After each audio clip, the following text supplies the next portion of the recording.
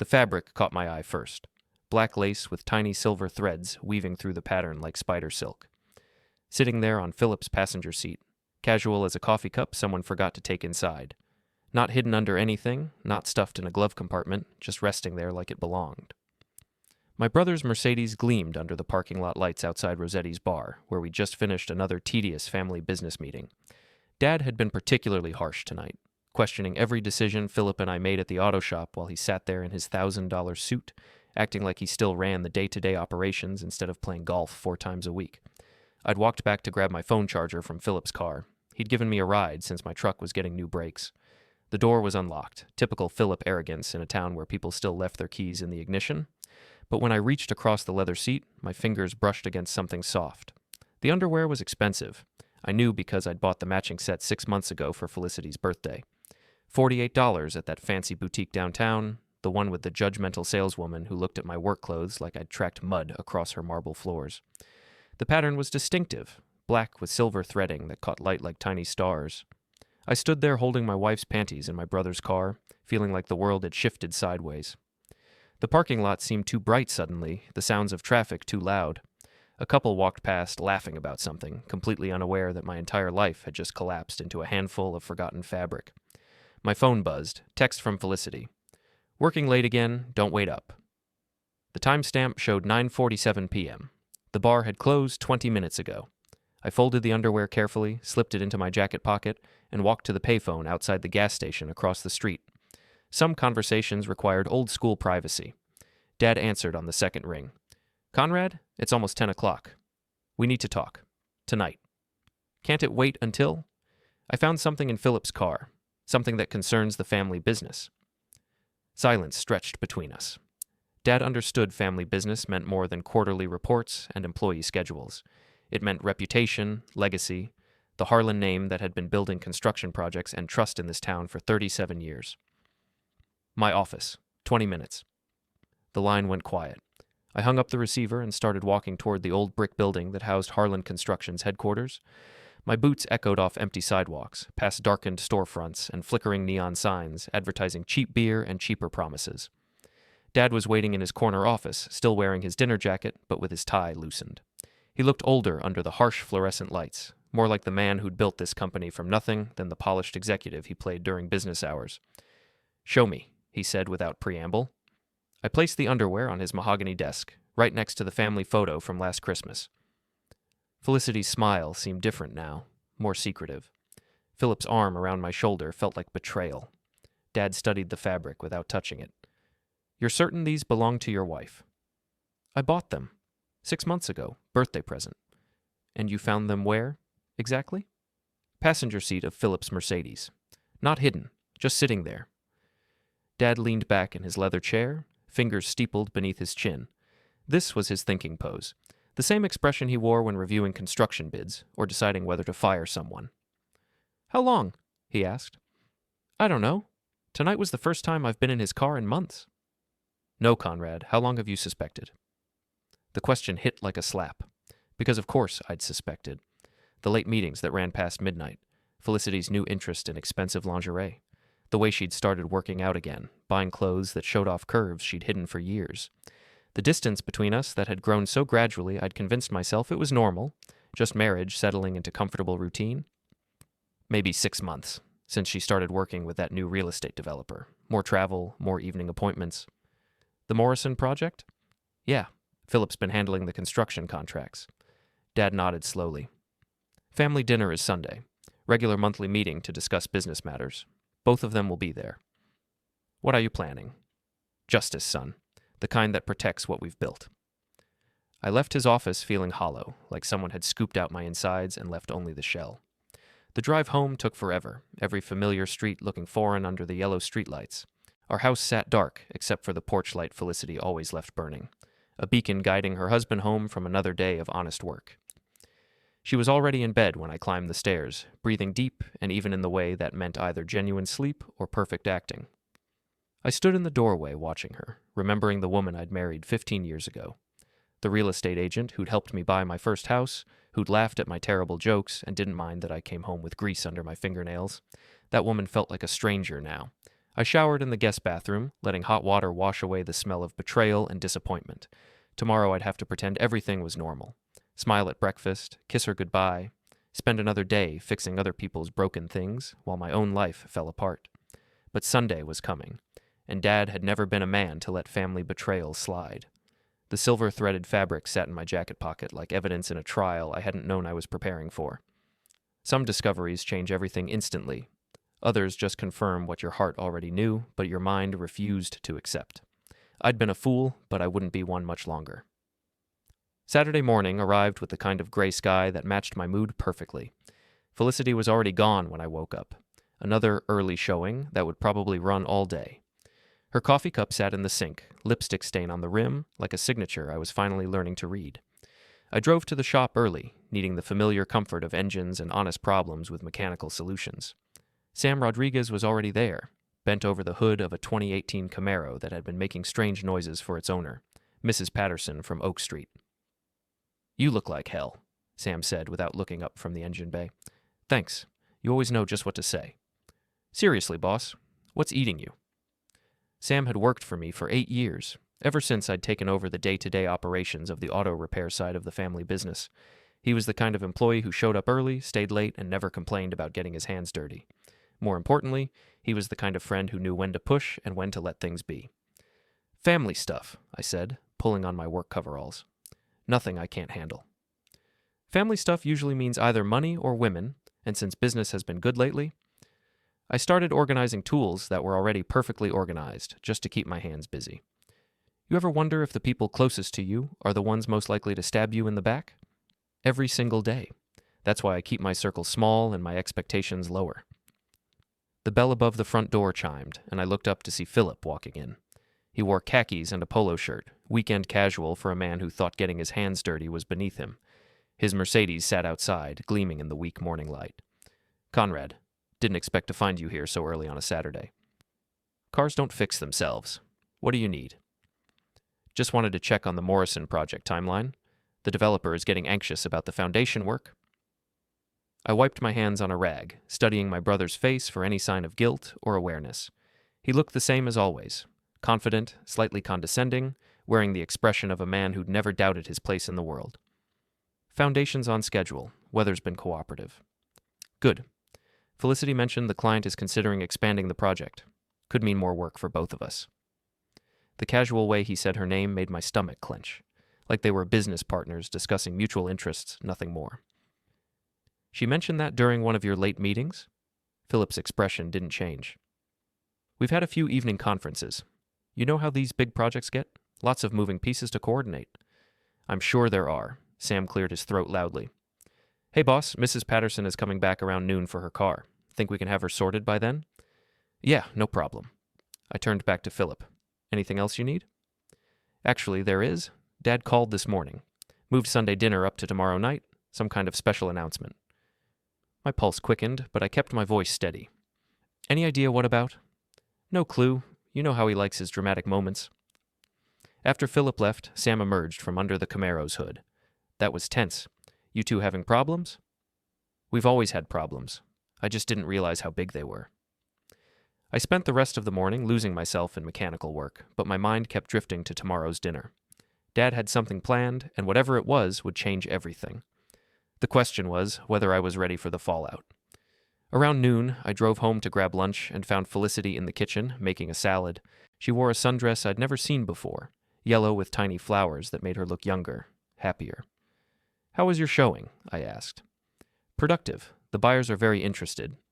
She didn't look at me while she talked, focused intently on chopping tomatoes. "I might have another appointment this evening." "On Saturday night?" "Real estate doesn't follow regular business hours. You know that." I did know that. I also knew the difference between legitimate business and convenient excuses. Phillip stopped by the shop. Said Dad moved dinner to tomorrow night. Her knife paused for just a moment. Did he say why? Some kind of announcement. Probably business related. You know how your father likes to make everything sound dramatic? She was right about that.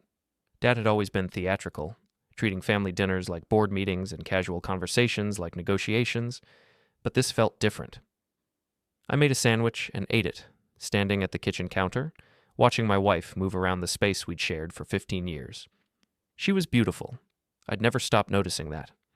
Blonde hair that caught sunlight streaming through the windows, green eyes that had first attracted me at an open house in 2009, a smile that could sell ice to penguins. But beauty without honesty was just decoration. "I've been thinking," I said carefully, "maybe we should take a vacation, just the two of us. It's been a while since we had time alone together." "That sounds nice. After the Morrison project wraps up, maybe." "When will that be?" "Few more months. These things take time." Few more months of late meetings and forgotten underwear and lies told over breakfast. Few more months of pretending I didn't know what I knew. "Sure, no rush." She kissed my cheek before leaving for her afternoon appointment, and I caught a whiff of expensive perfume I didn't recognize. Another small betrayal to add to the growing collection. That evening, I sat in my workshop behind the house, pretending to organize parts while actually just thinking. The space smelled like motor oil and sawdust, familiar scents that usually brought comfort. Tonight, they just reminded me of everything I stood to lose. My phone buzzed with a text from an unknown number. "Your wife is at the Riverside Motel, room 127. Thought you should know. A friend." I stared at the message for a long time, thumb hovering over the reply button. Anonymous tips usually came from people with their own agendas, but the specificity felt real. Room 127, not just at a motel, but the exact location. I could drive over there, confront them, make a scene that would force everything into the open. Instead, I deleted the message and went inside to watch television. Some battles were better fought with strategy than emotion, and tomorrow's dinner would require all the self-control I could manage. Felicity came home around 11, smelling like wine and making excuses about client entertainment. I was already in bed, pretending to read, when she slipped under the covers beside me. "Good day?" she asked. "Productive," I said, echoing her earlier word choice. She fell asleep quickly, but I lay awake for hours, staring at the ceiling and planning for tomorrow. Dad had taught me that successful business required patience, timing, and the ability to strike when your opponent least expected it. Tomorrow, we'd find out if family loyalty meant anything at all. Sunday morning dawned clear and cold, the kind of November day that promised winter was coming whether you were ready or not. I was up before sunrise, sitting at the kitchen table with coffee and the newspaper, trying to pretend this was just another normal day. Felicity emerged around 8, already dressed in what she called her family dinner outfit, a conservative black dress that managed to be both appropriate and subtly attractive. She'd been wearing variations of it to our monthly gatherings for years, but today it looked different, more calculated. "You're up early," she said, pouring herself coffee. "Couldn't sleep." "Nervous about your father's announcement?" I studied her face over my newspaper. "Should I be?" "You know how unpredictable he can be." The thing about living with someone for 15 years is you learn their tells. The way Felicity touched her earring when she was thinking, how she organized the salt and pepper shakers when she was anxious, the particular tone she used when she was fishing for information. She was fishing now. "Could be anything," I said. "Maybe he's finally ready to retire, hand over more responsibility. To you or Phillip? Guess we'll find out tonight." She nodded and returned to her coffee, but I caught her checking her phone twice during breakfast. No messages appeared to arrive, but she was definitely waiting for something. I spent the morning at the shop, even though we were closed Sundays. Sometimes I needed the quiet space to think, surrounded by tools and projects that made sense. Cars didn't lie to you. When something was broken, it showed symptoms. When you fixed it properly, it worked. People were more complicated. My phone rang around noon. Dad's number. "Conrad, change of plans for tonight." "What kind of change?" "I want you there an hour early. 5 o'clock instead of 6. Just you." "What about Felicity?" "She can arrive at the regular time. This is business." The line went quiet before I could ask questions. Dad had always been a man of few words, but today he seemed particularly economical with them. I locked up the shop and drove home, finding Felicity in the living room with her laptop, supposedly working on client files. She looked up when I entered, and I caught something in her expression. Worry, maybe, or guilt. "Everything all right?" she asked. "Dad wants me there early tonight. Business discussion." "About what?" "He didn't say." She returned to her laptop, but I could see she wasn't actually reading anything on the screen. Her fingers hovered over the keyboard without typing, and she kept glancing toward her phone. At 4:30, I changed into my good clothes, navy slacks, and a white button-down that Felicity had bought me last Christmas. The irony wasn't lost on me that I was dressing up for what might be the most important family meeting of my life. See you there, I told her, kissing her forehead. Conrad? I turned back from the doorway. Whatever your father wants to discuss, just remember that families work through problems together. I'll remember that. Dad's house sat on 5 acres outside town, a sprawling ranch-style place he'd built in the early 90s when the construction business was booming. I'd spent countless Sunday evenings there over the years, celebrating holidays and milestones and the kind of ordinary moments that bind families together. Tonight felt different from the moment I pulled into the circular driveway. Dad answered the door himself, which was unusual. Normally, he'd be in the kitchen or his study, letting people find their own way in. Conrad, right on time? He led me to his study, the same room where we'd had our conversation Friday night. The underwear was gone from his desk, but I could feel its presence anyway, like evidence that had already served its purpose. Drink? He asked, moving toward the bar cart. I'm good. He poured himself 2 fingers of bourbon and settled into his leather chair. 43 years I've been building this business. Started with a pickup truck and a toolbox, working construction jobs for other people until I saved enough to bid my own projects. I'd heard this story before, but something in his tone suggested tonight's version would be different. Your mother and I, we sacrificed everything to build something that would last, something to pass down to our sons. He took a sip of bourbon, studying me over the rim of his glass. But passing something down requires sons worthy of receiving it. Dad, he held up a hand. Let me finish. I've made mistakes over the years. Played favorites, maybe. Let sentiment cloud my judgment about what was best for the business. What are you saying? I'm saying that character matters more than lineage. Integrity matters more than charm. And loyalty, real loyalty, matters more than anything else. He opened his desk drawer and pulled out a manila folder, thick with documents. These are the new partnership agreements. Effective immediately, you'll assume controlling interest in both the construction and automotive divisions. Phillip's shares revert to the company trust. I stared at the papers, trying to process what I was hearing. You're cutting Phillip out? I'm protecting what we've built, what you've helped build with honest work and honest dealing. This is about the underwear. This is about trust, about knowing that the person you're counting on won't betray you the moment it becomes convenient. The front door chimed, and I heard voices in the hallway. Felicity's laugh, bright and artificial. Phillip's deeper tones, confident as always. They don't know what's coming, Dad said. Maybe we should... No warnings. No chances to prepare excuses or deflect blame. Sometimes justice has to be swift to be effective. We joined the others in the dining room, where Mom had set the table with her good china and crystal glasses. She always made Sunday dinner feel like a celebration, even when the conversation was just business updates and family gossip. Phillip sat across from me, relaxed and smiling. Felicity had chosen the seat beside him, close enough that their shoulders almost touched. Small details I'd never noticed before, or had chosen not to notice. So, Phillip said after Mom brought out the roast, what's this big announcement? Finally ready to retire, old man? Dad carved the meat with surgical precision, not looking up from his work.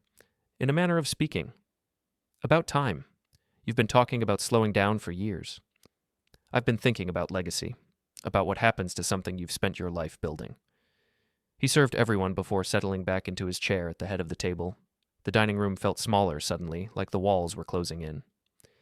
Family businesses face unique challenges, Dad continued, balancing personal relationships with professional responsibilities, maintaining trust when money and power are involved. Felicity was cutting her meat into tiny pieces, not eating any of it. Phillip looked eager, probably calculating his inheritance. Which is why I've decided to restructure the company ownership. Dad reached into his jacket pocket and pulled out the manila folder.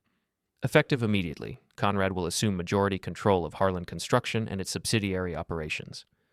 The silence stretched like a held breath. Phillip's fork stopped halfway to his mouth. What does that mean exactly? He asked. It means your brother is now your boss. And my shares? Reverted to the trust, along with your position as project manager. Phillip's face went through several expressions, confusion, disbelief, anger. You can't be serious. I'm completely serious. On what grounds? I've done everything you've asked. Every project, every client. Dad reached into his other pocket and placed the black lace underwear on the white tablecloth, right next to the crystal water glasses. The effect was immediate and devastating. Felicity's face drained of color. Phillip's mouth opened and closed without sound. I believe these belong to your sister-in-law, Dad said calmly. Conrad found them in your car Friday night. Mom gasped, one hand flying to her throat. She'd spent 45 years married to a man who believed in direct confrontation, but this was brutal, even by his standards. "Dad, I can explain." Philip started. "No explanation necessary. The evidence speaks for itself." Felicity finally found her voice. "This is humiliating. We're adults. We can discuss this privately." Privacy is what got us here," Dad said. "Secrets and lies and betrayal dressed up as discretion." He stood up, moving to the sideboard where he kept important papers. "I've also taken the liberty of calling your real estate broker, Felicity. Explained that you'd be unavailable for the Morrison project going forward. You had no right. I had every right. It's my project, my money, my family being betrayed." Philip pushed back from the table, his chair scraping against the hardwood floor. "This is insane. You're destroying the family over a misunderstanding. The only thing I'm destroying is the illusion that family loyalty means anything to you." "Conrad?" Felicity turned to me, tears starting to form. "Say something. This isn't how we handle problems." I looked at my wife, really looked at her, for what felt like the first time in months. She was beautiful and desperate and completely unfamiliar to me. "What would you like me to say?" "That we can work through this. That marriage means more than a moment of weakness." Is that what this was? A moment? She didn't answer, which was answer enough. Philip tried a different approach. "Dad, you're making a mistake. The business needs both of us. Conrad can't handle everything alone." "Conrad's been handling more than his share for years. While you've been playing games, he's been keeping the lights on. This is about jealousy. It's always been about jealousy." Dad's expression hardened. "This is about character, something you've apparently misplaced." The dinner ended with Philip storming out and Felicity following after a final pleading look in my direction. Mom cleared the table in shocked silence while Dad poured himself another bourbon. "That was harsh," I said. "Harsh is what works. Gentle correction just gives people time to make better excuses." I drove home alone, the partnership papers on the passenger seat where my brother's betrayal had first revealed itself. The house felt different when I walked in, bigger, emptier, like a stage set after the actors had gone home. Felicity's car wasn't in the driveway. Neither was her suitcase from the bedroom closet. Some endings arrive with dramatic confrontations and slammed doors. Others come quietly, marked only by missing luggage and the echo of footsteps that won't return. I sat in my workshop that night, surrounded by tools and half-finished projects, thinking about legacy and loyalty and the price of truth. Tomorrow I'd have to figure out how to run a business alone, how to rebuild trust with employees and clients, how to move forward when everything familiar had suddenly changed. But tonight, for the first time in months, I felt like I could breathe again. Monday morning arrived with the weight of consequences. I woke up in an empty house, the silence so complete I could hear the refrigerator humming downstairs. Felicity's pillow still held the faint scent of her shampoo, but her side of the closet was mostly bare. She'd taken the practical things, work clothes, jewelry, toiletries. Left behind were the remnants of our shared life. Wedding photos, books we'd bought together, the coffee mug I'd given her that read "World's Best Real Estate Agent," small artifacts of a marriage that had ended over dinner and expensive underwear. I made coffee for one and sat at the kitchen table, staring at the partnership papers Dad had given me. 43 years of building, and now it was mine to protect or destroy. The responsibility felt heavier than I'd expected. My phone buzzed with a text from Sam. "Heard about dinner. You okay?" News traveled fast in a small town, especially when it involved the Harlan family. By noon, everyone would know about the partnership change. By evening, they'd be speculating about why.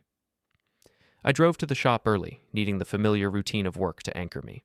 Sam was already there, pretending to organize inventory while obviously waiting for details. "So," he said without looking up, "heard your brother's no longer part of the business." News travels fast. Mrs. Patterson saw him loading boxes into his car at the construction office around midnight.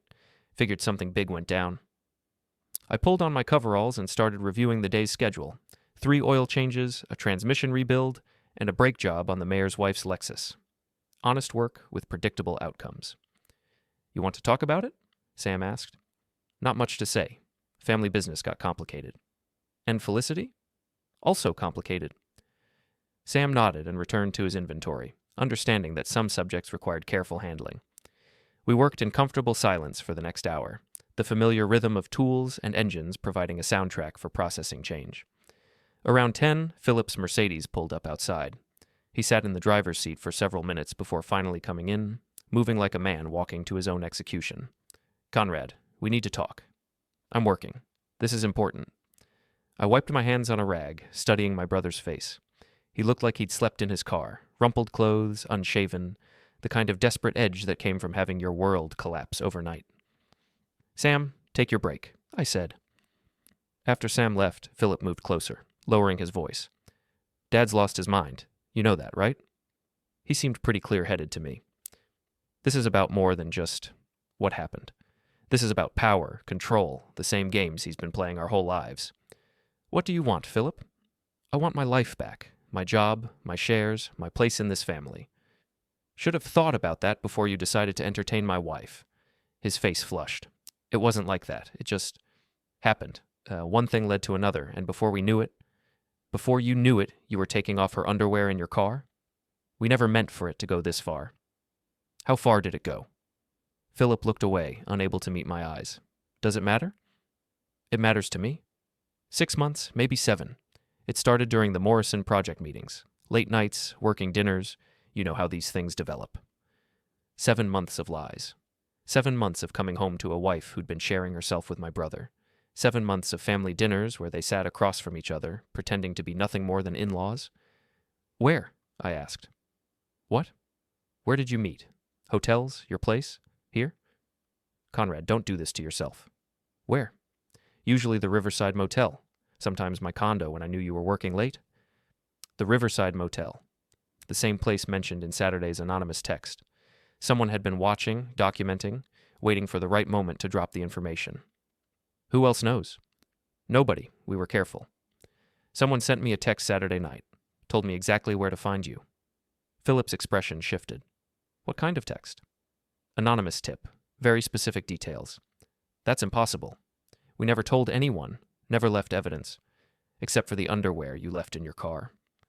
That was an accident. We'd been drinking, celebrating the Morrison contract approval. Things got heated, and afterwards we were in a hurry to get dressed before someone saw us. The image made my stomach turn. My wife and brother tangled together in the front seat of his Mercedes like teenagers, too eager and careless to clean up properly. What does Felicity say about all this? She's devastated. Feels terrible about hurting you, about the way everything came out. Where is she? Staying at the Hampton Inn until she figures out what comes next. The Hampton Inn. $47 a night, continental breakfast, and cable television. A far cry from the life she'd been building with my brother's inheritance money. And what comes next for you? Phillip ran his hands through his hair, a nervous gesture I remembered from childhood. I don't know. Dad won't return my calls. Mom acts like I'm contagious. I've got maybe 3 months of savings before I'm completely broke. You could get a job. Doing what? Every construction company in a 100-mile radius knows Dad. My references all lead back to him. There are other towns, other industries. I'm 42 years old, Conrad. I've never worked anywhere but family businesses. I don't know how to start over. For a moment, I almost felt sorry for him. Almost. Then I remembered Felicity's lies over breakfast, the way she'd kissed my cheek while planning to meet him later. You should have thought about that before. Help me talk to Dad. Convince him to reconsider. I'll do whatever it takes. Counseling, public apology, anything. Why would I do that? Because we're brothers. Because family is supposed to forgive. Family is also supposed to be loyal. Phillip stared at me for a long moment, perhaps finally understanding that his charm and manipulation wouldn't work this time. What about Felicity? Are you going to try to work things out? I don't know. She loves you, Conrad. This thing with me, it was just excitement. Something different. It didn't mean anything. It meant something to me. After he left, I called Dad to update him on the conversation. He listened without comment, then asked, What do you want to do about the Morrison project? Can we handle it without Phillip? We'll have to. Contract's already signed, and our reputation depends on completing it. What about Felicity's involvement? She's out. I've already informed the developer that we'll be using different real estate representation. That's going to cost her. Actions have consequences. She's learning that now. That evening, I drove past the Hampton Inn on my way home from the grocery store. Felicity's Honda sat in the parking lot, looking small and out of place among the traveling salesmen and budget tourists. I could have stopped, could have knocked on her door and demanded explanations, or offered forgiveness, or tried to salvage something from the wreckage of our marriage. Instead, I drove home to the empty house and made dinner for one, thinking about silence and consequences and the different ways families fall apart. Some betrayals are loud and dramatic, full of shouting and accusations and broken dishes. Others are quiet, marked only by missing clothes and unanswered phone calls and the gradual understanding that some bridges, once burned, can never be rebuilt. My phone rang around 9, Felicity's number. I let it go to voicemail, then deleted the message without listening. Some conversations were better left for another day, when the wounds weren't quite so fresh and the silence wasn't quite so complete. The next few days passed in a blur of paperwork and phone calls as I worked to untangle Philip's involvement from every aspect of the family business. Contracts needed revision, client relationships required delicate handling, and employee questions demanded diplomatic answers. Sam proved invaluable during the transition, his steady presence helping maintain normalcy while everything else shifted around us. He never asked for details about the family drama, but his loyalty was obvious in small gestures, staying late to help with inventory, handling difficult customers, making sure the coffee pot was always fresh. "You're holding up better than I expected," he said Wednesday afternoon as we finished replacing the engine in Mrs. Patterson's Camaro. "One day at a time." Heard Philip's been making rounds, trying to drum up support. I looked up from the wrench set I was organizing. "What kind of support?" "Word is, he's been talking to some of the construction crew, suggesting your dad's decision was premature, hinting that maybe things aren't as final as they seem." This was typical Philip behavior, never accepting defeat, always looking for angles and leverage. In high school, he'd talked his way out of suspension 3 times. In college, he'd convinced 2 different professors to change failing grades. Charm and persistence were his primary tools for navigating consequences. "What are the guys saying?" "Most of them are staying neutral. They've worked for your family too long to pick sides in a family fight. But a few of the newer hires seem interested in whatever he's promising." "Promising?" "Better pay, more flexible schedules, the usual stuff people want to hear when they're feeling underpaid." I made a mental note to review payroll and benefits. If Philip was trying to poach employees, he'd target the ones with legitimate grievances first. "Thanks for the heads up." "You want me to keep listening?" "Just be aware. If anyone seems seriously tempted by whatever he's offering, let me know." That evening, I drove to Dad's house for what had become our new routine, daily briefings on business matters and family fallout. He'd aged visibly since Sunday's confrontation, the stress of family drama weighing heavier than usual. "Philip's been busy," I told him, settling into the chair across from his desk. "I heard. Tom Morrison called this afternoon. Apparently your brother paid him a visit, suggesting that removing him from the project was a mistake." "What did Morrison say?" "That he's satisfied with current arrangements and doesn't appreciate being pressured by disgruntled former employees." "Good. But it won't stop there. Philip's desperate, and desperate people do unpredictable things." Dad opened his desk drawer and pulled out a legal document. "I've been thinking about permanent solutions. This is a restraining order, preventing Philip from contacting clients or interfering with business operations." "Isn't that extreme?" "Extreme situations require extreme measures. Your brother has forfeited the right to reasonable consideration." I studied the paperwork, recognizing the law firm's letterhead. Dad had been planning this move since Sunday, maybe longer. "What about Felicity?" "What about her?" "Have you heard from her?" "She called yesterday.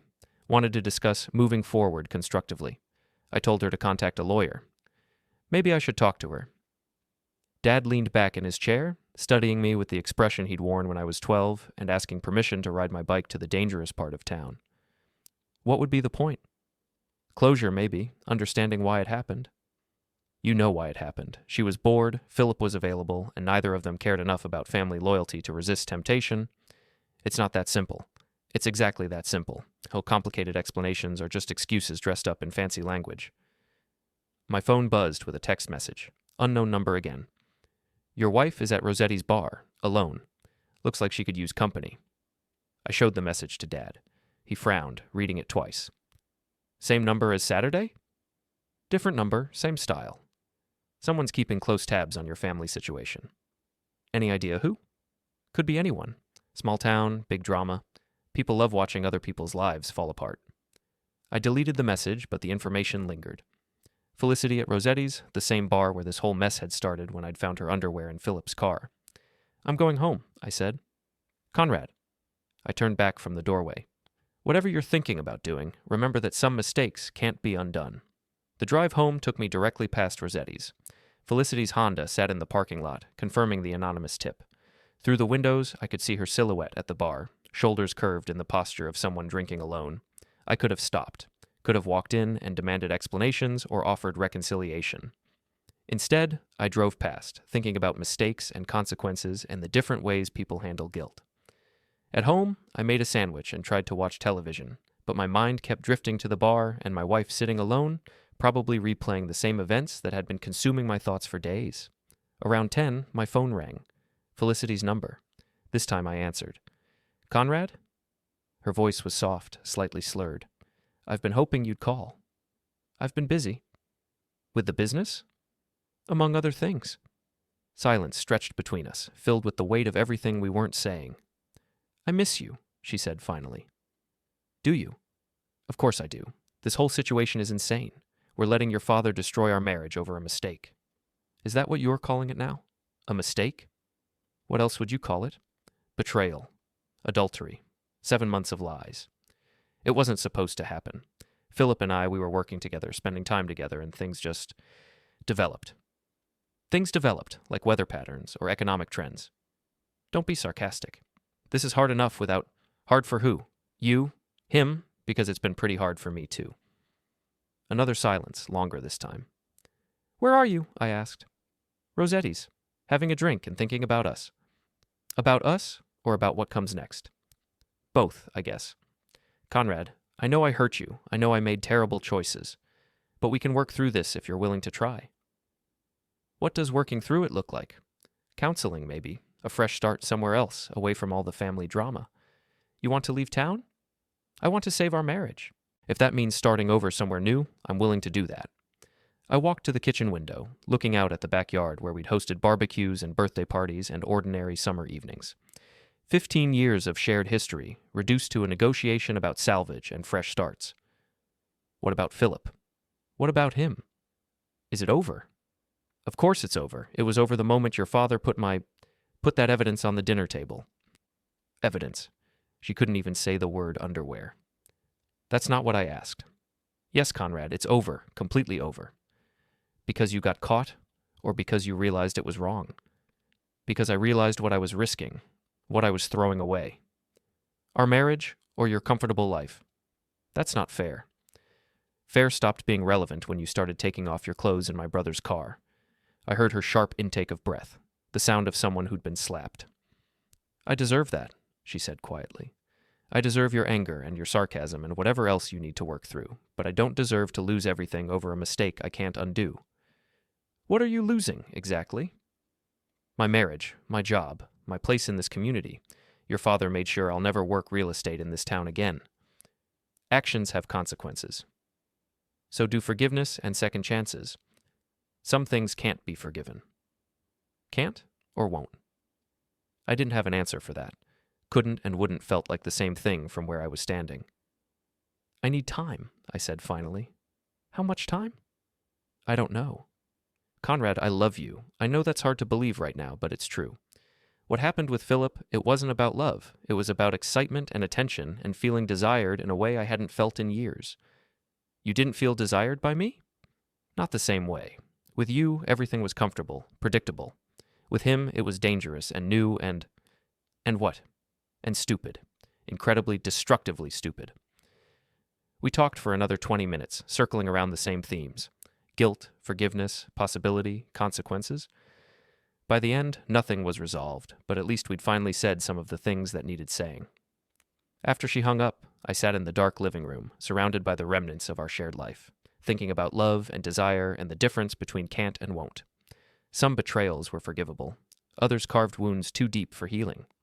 I wasn't sure which category this one belonged to, but I was beginning to understand that time alone wouldn't provide the answer.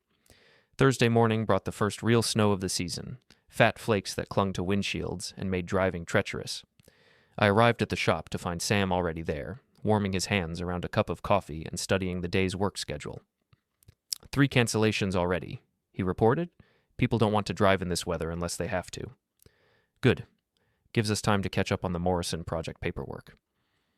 I'd been dreading this task, reviewing every document Phillip had touched, every contract he'd negotiated, every detail of the development project that had brought him and Felicity together. But Dad was right about protecting the business. We needed to understand exactly what we'd inherited. The construction files filled 2 boxes, everything organized with Phillip's typical attention to detail. Purchase orders, subcontractor agreements, inspection reports, correspondence with the developer. On the surface, everything looked professional and thorough, but as I dug deeper, patterns emerged that made me uncomfortable. Sam, take a look at this. I spread 3 invoices across the workbench. Same supplier, same materials, but look at the pricing. He studied the documents, frowning. These prices are all over the place. Concrete that cost $42 a yard in March costs $58 a yard in September. For the same project, same specifications. Maybe material costs went up? Maybe.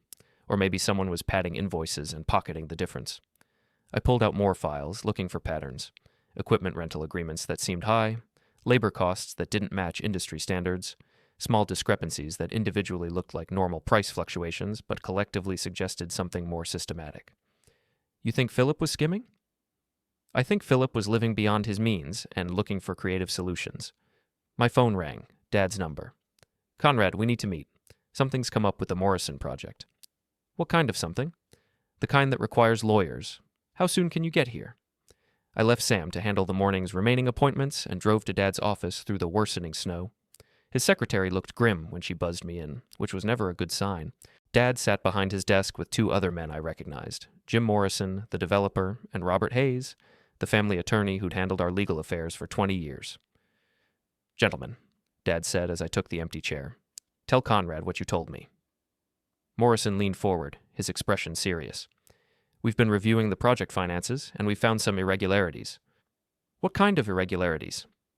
Hayes opened a folder and pulled out a spreadsheet. Approximately $47,000 in questionable expenses over the past 6 months. Inflated material costs, phantom labor charges, equipment rentals that don't match actual deliveries. Phillip? The invoices all bear his signature and approval. I thought about the patterns I'd noticed in the morning's files. How sophisticated was it? Not very, Morrison said. Small amounts spread across multiple vendors, nothing dramatic enough to trigger immediate attention. But it adds up. The question, Hayes said, is whether this represents simple mismanagement or deliberate fraud. Dad's expression was stone. What's the difference legally? Mismanagement is a civil matter. Breach of contract, potential lawsuit, financial liability. Fraud is criminal, charges, prosecution, possible prison time. And which do you think this is? Hayes studied the paperwork. The pattern suggests deliberate manipulation, too consistent to be accidental, too systematic to be simple incompetence.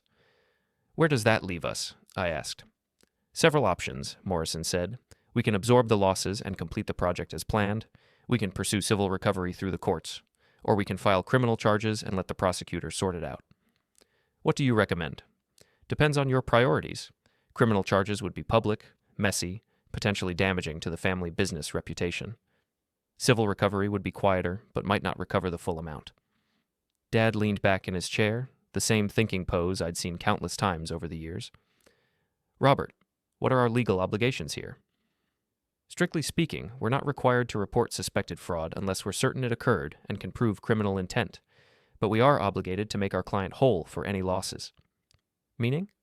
Meaning we eat the $47,000 and complete the project at the agreed price regardless of what Phillip may have stolen. The number hit like a physical blow. $47,000 was significant money for a business our size, enough to affect quarterly profits and annual bonuses. There's another consideration, Morrison added. If word gets out that your project manager was skimming funds, it could affect future contracts. Developers talk to each other. And if we pursue charges? Then everyone knows we take financial irregularities seriously. Could actually help our reputation long term. I thought about Phillip's desperate visit to the shop, his claims about not being able to find work elsewhere. Maybe he'd been more desperate than I'd realized. What evidence do we have besides the invoices? Hayes pulled out another folder. Bank records showing deposits to Phillip's personal account that correspond to the questionable expenses, always within 24 hours of invoice approval. How did you get his bank records? We didn't, but Morrison's accountant noticed the pattern and suggested we look for it. Phillip wasn't particularly careful about timing. Dad stood up and walked to the window, looking out at the snow-covered parking lot. Jim, give us 24 hours to discuss this internally. We'll have an answer for you tomorrow. After Morrison and Hayes left, Dad and I sat in silence for several minutes. The snow was coming down harder now, coating the world in white that made everything look clean and new. "What are you thinking?" I asked finally. "I'm thinking your brother is stupider than I gave him credit for. And I'm thinking about your mother, who doesn't deserve to see her son in handcuffs on the evening news. So we absorb the loss? We absorb the loss and make sure it never happens again. What about justice?" Dad turned from the window. Sometimes justice is letting someone destroy themselves without help.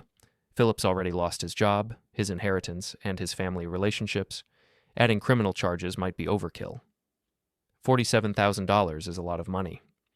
It's a lot of money, but it's not worth destroying what's left of this family. I drove back to the shop thinking about justice and family loyalty and the different ways people pay for their mistakes. The snow had turned the familiar streets into something foreign and treacherous, requiring careful navigation and constant attention. Sam was finishing up the brake job on the mayor's wife's Lexus when I returned, his movements efficient and precise, honest work producing honest results. "How bad?" he asked, reading my expression. "Bad enough? Criminal bad, or just expensive bad?" "Expensive bad. Very expensive. But survivable?" "Yeah, survivable." That evening, I called Felicity at the Hampton Inn. She answered on the first ring like she'd been waiting by the phone. "Conrad, is everything all right?" We found out why Phillip was so desperate to keep his job. "What do you mean?" I told her about the invoices, the bank deposits, the systematic theft that had been funding his lifestyle while he was funding their affair. "Oh my God," she said when I finished. "I had no idea. Didn't you wonder how he could afford the expensive dinners, the hotel rooms, the gifts? I assumed he was doing well with the business." "He was doing well, just not legally." Silence stretched between us, filled with the sound of snow tapping against windows and the weight of new revelations. "What happens now?" she asked. "Now we clean up the mess and try to move forward." "We?" "The business, the family, what's left of it. What about us?" I looked around the empty house, at the spaces where her belongings used to be, thinking about trust and forgiveness and the cost of starting over. "I don't know yet." "But you're thinking about it." "I'm thinking about a lot of things." After we hung up, I sat in my workshop, surrounded by tools and half-finished projects, thinking about the different ways people steal from each other. Money was just one form of theft. Trust was another. Time, attention, loyalty, all things that could be taken without permission and never fully returned.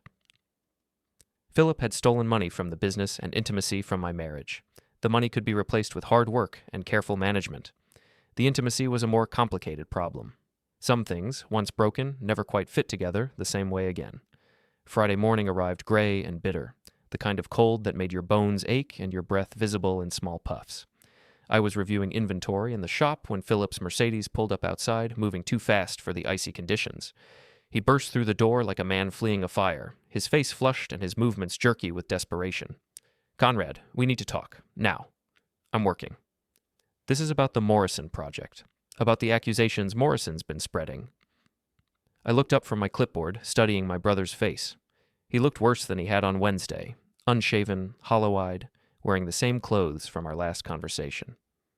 "What accusations?" "Don't play dumb. I know Dad showed you the invoices. I know what you think happened." "What I think happened is pretty clear from the bank records." Phillip's face went white. "You've seen the bank records?" Morrison's accountant is very thorough. He slumped against the workbench, suddenly looking older than his 42 years. "It's not what it looks like." "What does it look like, Phillip?" "Like I was stealing from the company." "Were you?" "Not stealing. Borrowing. I always planned to pay it back. Borrowing without permission is still stealing. I was desperate, Conrad. The divorce from Linda cleaned me out. Child support, alimony, legal fees, I was drowning. The business money was just sitting there, and I figured I could replace it before anyone noticed. $47,000. You know the exact amount? We know everything. The inflated invoices, the phantom labor charges, the kickbacks from suppliers. Very creative for someone who was just borrowing. Phillip ran his hands through his hair, the same nervous gesture from our childhood. I got in too deep. What started as a temporary loan became something else. Something else like systematic fraud. I was going to fix it. The Morrison project was supposed to generate enough profit to cover everything I'd taken, plus interest. And if it didn't, then I'd figure something else out. I set down my clipboard and really looked at my brother, trying to reconcile the man in front of me with the person I'd grown up with. We'd shared a bedroom until I was 12, fought over toys and television channels and who got the last piece of cake. He'd taught me to drive stick shift and helped me ask Jennifer Morrison to the junior prom. When had he become someone who could steal from family and sleep with his brother's wife without apparent guilt? What about Felicity? I asked. What about her? Did she know about the money? Philip's hesitation was answer enough. She knew. Not at first, but later, when I was paying for hotels and dinners and other things, she started asking questions. And you told her? I told her I was doing well with the business, that Dad was finally recognizing my contributions. So she thought you were earning the money legitimately? I let her think that, yes. Another lie in a growing collection. I wondered how many people Philip had deceived to maintain his lifestyle and his affair. The question now, I said, is what happens next. What do you mean? Morrison wants to file charges. Dad's considering it. Philip's face went gray. Conrad, you can't let that happen. Criminal charges would destroy me. I'd never work again, never get custody of my kids. You should have thought about that before you started stealing. I wasn't thinking clearly. The divorce, the financial pressure, the opportunity, it all just snowballed. And the affair? Did that just snowball too? That was different. How? That was about loneliness, about feeling like a failure, about finding someone who made me feel successful and desirable. Someone married to your brother. Someone who was unhappy in her marriage and looking for something her husband wasn't providing. The words hit like a slap. What wasn't I providing? Attention, excitement, the feeling that she was special, desirable, worth pursuing. She was my wife. Of course she was special. When's the last time you told her that? When's the last time you planned a surprise for her, took her somewhere unexpected, made her feel like the most important person in your world? I started to answer, then stopped. When was the last time? Our anniversary dinner at the same restaurant we'd been going to for 10 years? Her birthday gift purchased at the last minute from the jewelry store in the mall? That doesn't justify what you did. No, it doesn't, but it explains it. We stood there in the cold garage, surrounded by tools and half-finished projects, talking about marriage and betrayal and the different ways people fail each other. What do you want from me? I asked finally. Help me convince Dad not to press charges. Help me find a way to pay back the money without destroying what's left of my life. Why would I do that? Because we're brothers. Because family is supposed to protect each other. Family is also supposed to be honest with each other. I know I messed up. I know I hurt you and betrayed Dad's trust and made terrible choices. But I'm still your brother. Are you? Because the brother I grew up with wouldn't have stolen from the family business, wouldn't have slept with my wife, wouldn't have lied about it for 7 months. People change, Conrad. People make mistakes. Some mistakes are too big to forgive. Philip stared at me for a long moment, perhaps finally understanding that charm and family history wouldn't save him this time. What about Felicity? Are you going to forgive her? I don't know. She loves you, you know. What happened between us? It was just physical. Excitement and novelty and the thrill of doing something forbidden. That's supposed to make me feel better. It's supposed to help you understand that it wasn't about love. She never stopped loving you. She had a funny way of showing it. Marriage is complicated. People get restless, start taking each other for granted, look for validation in the wrong places. Is that what happened to you and Linda? Philip's expression shifted. That was different. How? Linda and I were never right for each other. We got married too young, had kids too fast, spent 10 years trying to force something that was never going to work. And Felicity and I? You and Felicity have something real, something worth saving. Had something real? Have something real. Conrad, don't let pride destroy your marriage over a mistake that's already over. After he left, I called Dad to update him on the conversation. He listened without comment, then asked, What do you think we should do? About the money or about Philip? Both. The money we absorb and move on. The business can handle it. And your brother. I thought about the man I'd just talked to. Desperate, broken, but still trying to manipulate the situation to his advantage. I think Philip needs to face the consequences of his choices without family protection. Meaning? Meaning if Morrison wants to file charges, we don't stand in his way. Dad was quiet for a long moment. That's harsh, son. Actions have consequences. You taught me that. I also taught you about family loyalty. Philip made his choice about family loyalty when he started stealing from us and sleeping with my wife. Fair enough. I'll call Morrison and Hayes this afternoon. That evening, I drove past the Hampton Inn again, noticing that Felicity's car was gone. I wondered where she was, what she was doing, whether she was thinking about our conversation or planning her next move. My phone buzzed with another anonymous text. Your brother just left town, heading north on Highway 12 with suitcases in his back seat. I stared at the message, wondering who was watching my family so closely and why they felt compelled to keep me informed. Then I deleted it and drove home to the empty house, thinking about consequences and family loyalty and the different ways people run from their problems. Some people faced their mistakes and tried to make amends. Others just packed their bags and disappeared into the night. Saturday morning brought news that Phillip's Mercedes had been found abandoned at a rest stop 60 miles north of town, keys still in the ignition and a note taped to the steering wheel. Sorry for everything. We'll try to make it right someday. The state police called Dad first, then me, asking routine questions about family dynamics and financial pressures. They seemed to think Phillip had simply run rather than face criminal charges, which was probably accurate. People do this more than you'd think, the detective explained.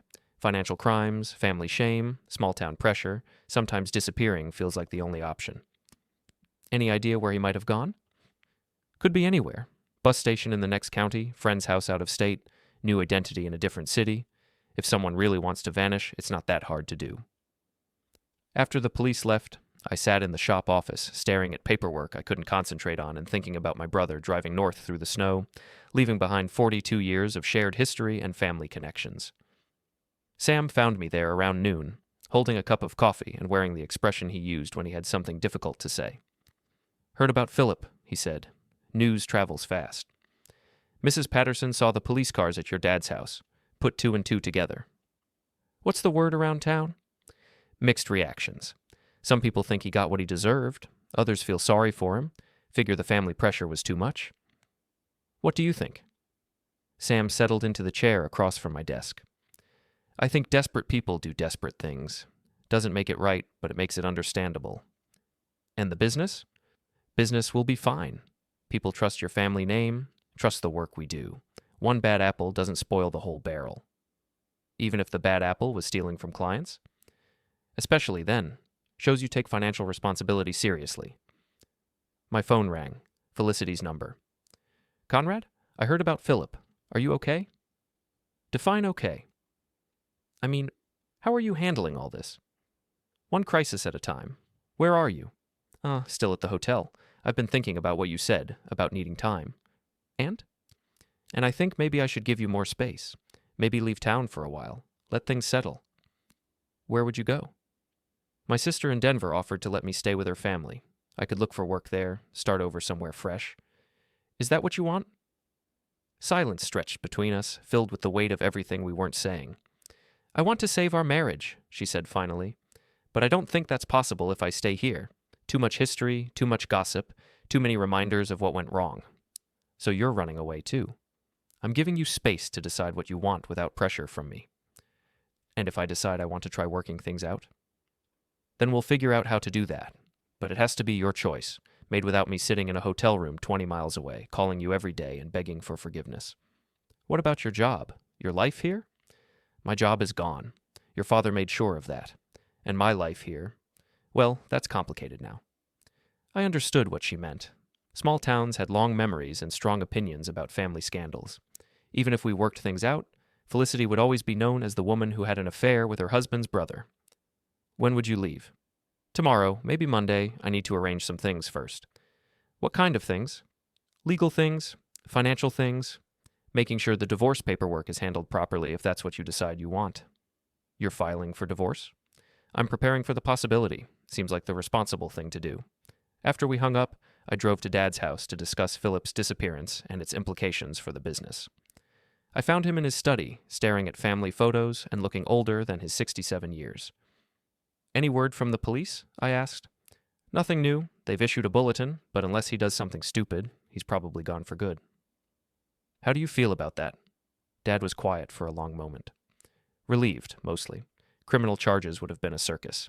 This way, he faces consequences without dragging the family name through the mud. What about the money? We'll absorb it and move on. $47,000 is expensive, but not devastating. And the future? The future is yours to build. Clean slate, fresh start, lessons learned. I thought about fresh starts and clean slates, wondering if such things were really possible or just comforting illusions people told themselves. Felicity's leaving town, I said. Probably for the best. Is it? That depends on what you want, son. I don't know what I want. Then time and distance might help you figure it out. That evening, I walked through the empty house, looking at 15 years of shared possessions and wondering what would happen to them. Wedding photos that now seemed like evidence from a crime scene. Furniture we'd chosen together during happier times. Books and dishes and small decorations that had meaning only in the context of a marriage that might be over. My phone buzzed with a final anonymous text. Sometimes the best revenge is just letting people destroy themselves. I stared at the message for a long time, thinking about revenge and justice and the different ways stories end. Then I deleted it and turned off my phone. Some mysteries were better left unsolved. Sunday morning, I drove to the Hampton Inn and found Felicity loading suitcases into her Honda. She looked smaller somehow, diminished by the weight of consequences and the prospect of starting over at 40. Need help? I asked. I've got it. Just a few more boxes. We worked in silence, loading the remnants of her life into a car that seemed too small for everything she was trying to carry. This is it? I asked when we finished. This is it. What about the rest of your things? I'll come back for them eventually, or you can donate them. Whatever feels right. We stood in the hotel parking lot, surrounded by the ordinary sounds of people beginning their Sunday routines, and I realized this might be the last time I saw my wife. Felicity. She looked up at me, hope flickering in her green eyes. I'm sorry it ended this way. Me too. Maybe someday? Maybe someday, she agreed. She drove away heading west toward the interstate, and I watched until her Honda disappeared around the corner. Then I got in my truck and drove home to begin figuring out what came next. Some endings are dramatic, full of shouting and slammed doors and broken promises. Others are quiet, marked only by packed suitcases and careful goodbyes and the gradual understanding that some chapters close whether you're ready or not. The house felt different when I walked in, not empty, but expectant, like a stage waiting for new actors to arrive and begin a different story. I made coffee and sat at the kitchen table, thinking about second chances and fresh starts and the different ways people pay for their mistakes. Outside, snow continued to fall, covering the familiar world in white that made everything look clean and new. Tomorrow, I'd have to decide what to do with the rest of my life. But today, for the first time in months, I felt like I could finally breathe.